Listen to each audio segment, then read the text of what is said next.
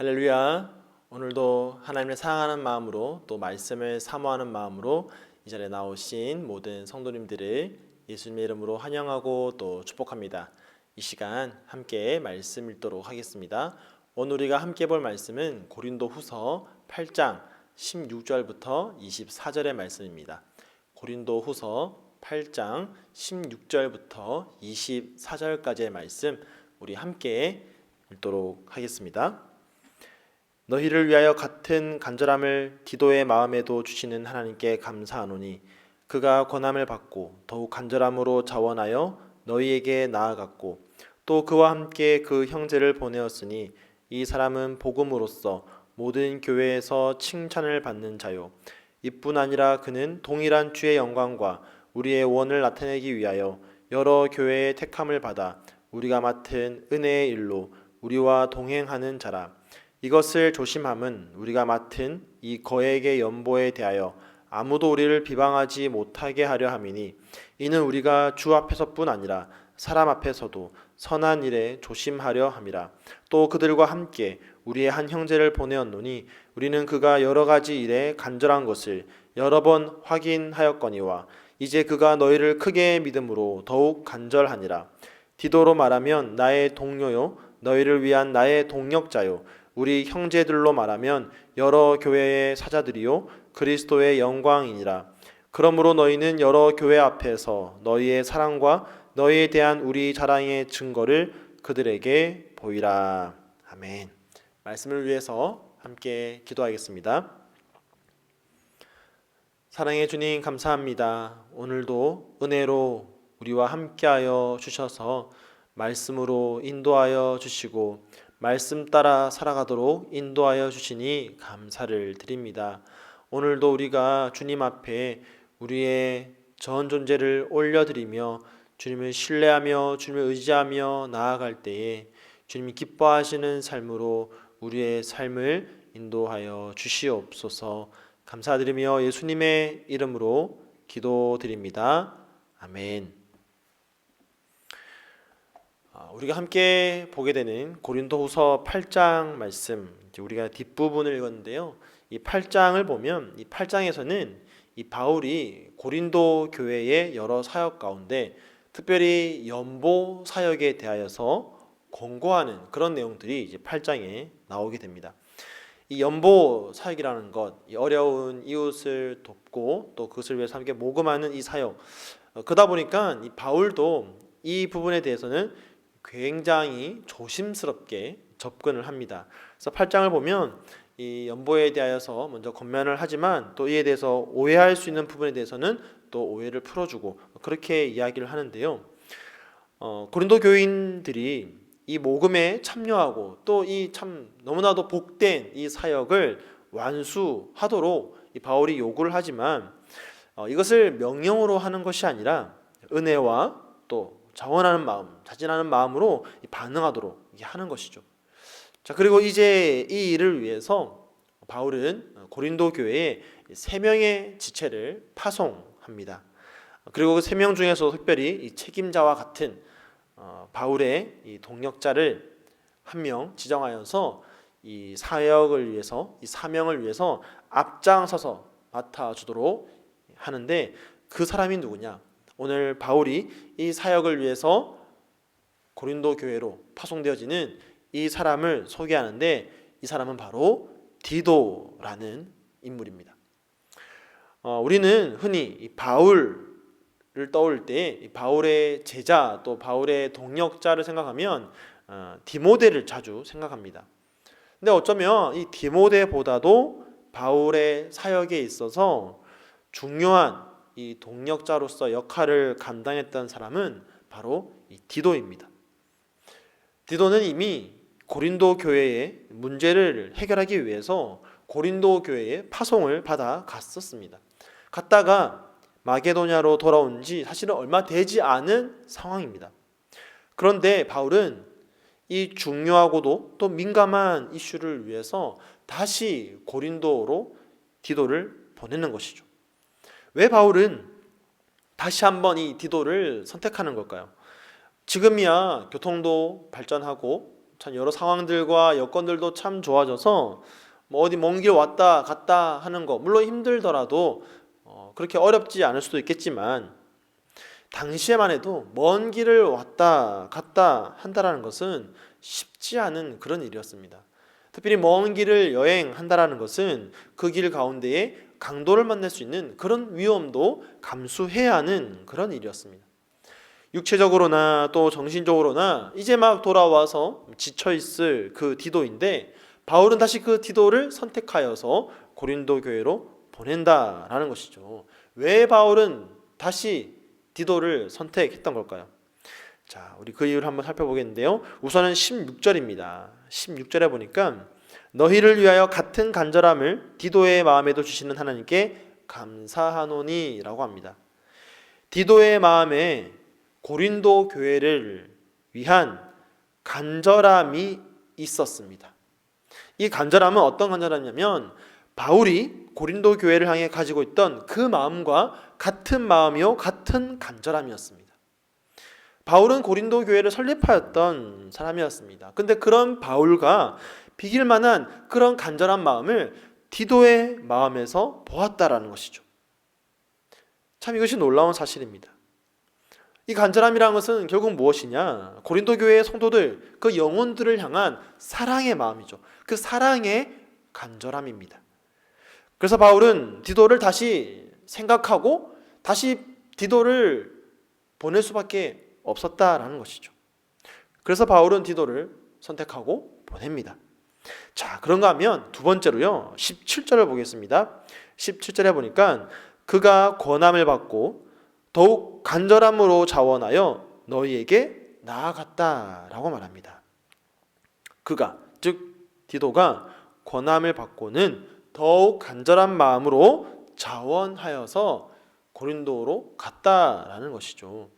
디도는 바울의 권함을 받고요, 더욱 간절함으로 자원하였다라고 합니다.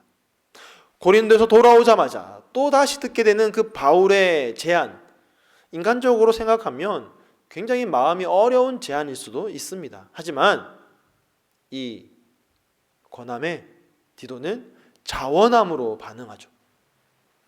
이와 같은 디도의 적극적인 순종, 이 순종이 고린도 교회로 인해서 고민하고 있던 그 바울의 마음에 큰 기쁨과 또 만족이 되었을 것입니다. 이처럼 적극적인 자원함과 순종은 그것을 권하고 부탁하는 자의 마음을 만족하게 만들고요, 더 나아가서 시원케 합니다. 그래서 바울은 디도를 다시 한번 선택할 수밖에 없었던 것입니다. 바울의 마음이 이와 같다면 하나님의 마음은 어떠시겠습니까? 사람의 눈으로 봐도 이렇게 만족이 되는데 하나님의 눈에는 얼마나 더 만족이 되겠습니까? 하나님은 하나님의 일을 위해서 사람을 택하시고 사람을 통해서 일을 하시는데 그 사람의 무엇을 보고 선택하시느냐? 그 사람의 학력, 경제적인 능력, 그 사람의 말솜씨, 만약 이런 인간적인 조건으로 만약에 하나님이 하나님의 일을 위하여 사람을 택하였다면 말솜씨가 부족하였던 모세는 아마도 부름을 받지 못했을 겁니다. 이새의 8번째 아들이었던 다윗도 아마 왕으로 기름 부음 받지 못했을 것입니다. 하나님께서 이 다윗을 부르실 때 사무엘을 통하여서 어떻게 말씀하시느냐? 여호와께서 사무엘에게 이르시되 그의 용모와 키를 보지 말라. 내가 이미 그를 버렸노라. 내가 보는 것은 사람과 같지 아니하니 사람은 외모를 보거니와 나 여호와는 중심을 보느니라. 그의 용모와 키를 본 것이 아니라 중심을 본다라고 말씀하십니다. 사랑하는 성도 여러분, 우리 하나님은요, 사람의 외적인 모습이 아니라 그 사람의 중심을 보십니다. 그 마음 중심에 얼마나 하나님과 또 특별히 다른 영혼들을 향한 그 사랑의 마음, 간절함이 있는지를 보십니다. 그 마음이 얼마나 큰지 그것을 보신다라는 것이죠. 자신의 생명까지도 기꺼이 내어줄 수 있는 그 마음이, 그 간절함이 있는 사람, 그 사람을 지금 하나님은 찾으십니다.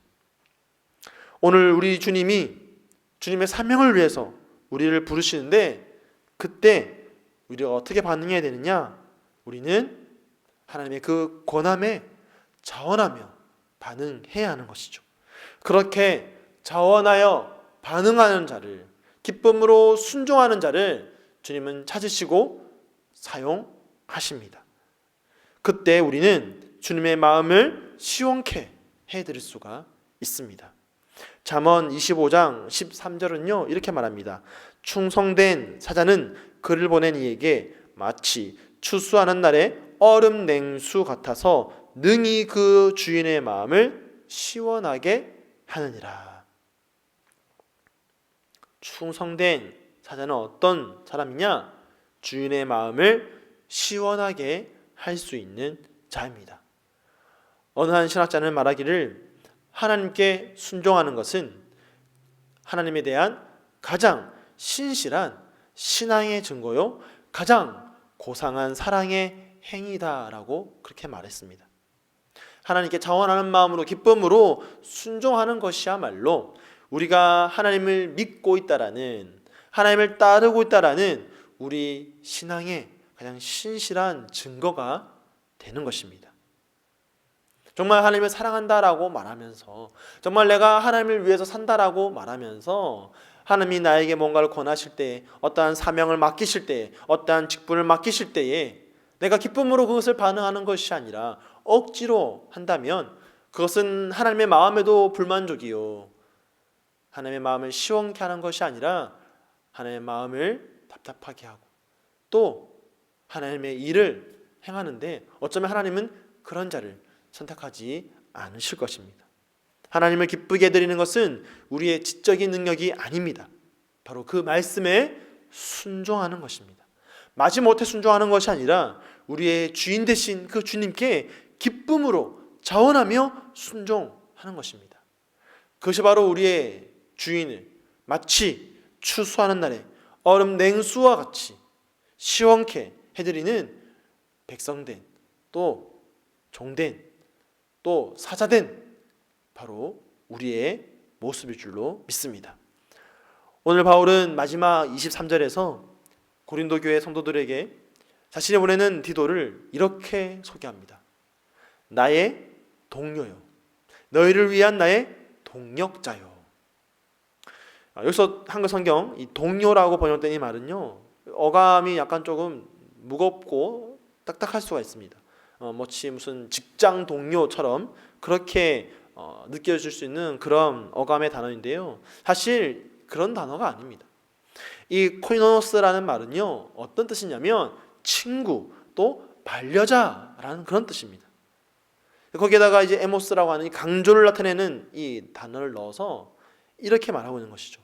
바로 나 자신의 친구다.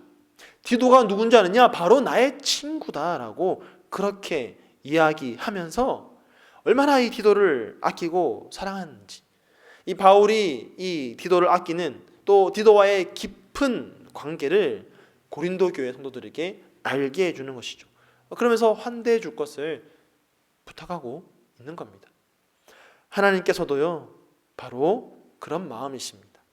하나님께서도 우리를 세상으로 보내실 때 이런 기쁜 마음, 또 순종하는 자를 깊은 관계 속에서 친구로 보내실 것입니다.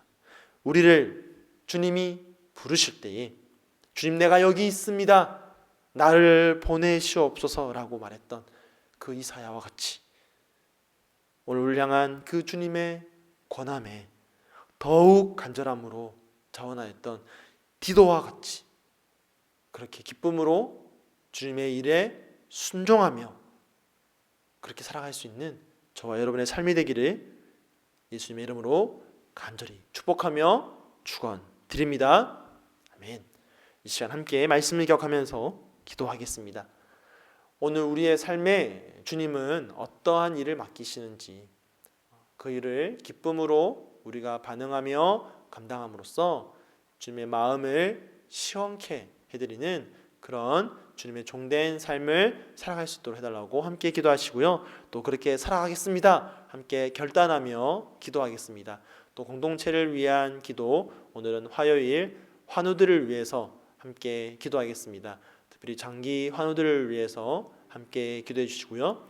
또 디모데 청년부를 위해서 함께 기도할 때에 참 어려운 때를 지나고 있지만 주의 청년들이 이럴 때 더욱더 믿음으로 주님과 함께 이 시기를 보내며 멋지게 믿음으로 통과할 수 있도록 해달라고 디모데 청년부를 위해서 이 시간 한 마음으로 합심하여 기도하도록 하겠습니다. 함께 기도하겠습니다.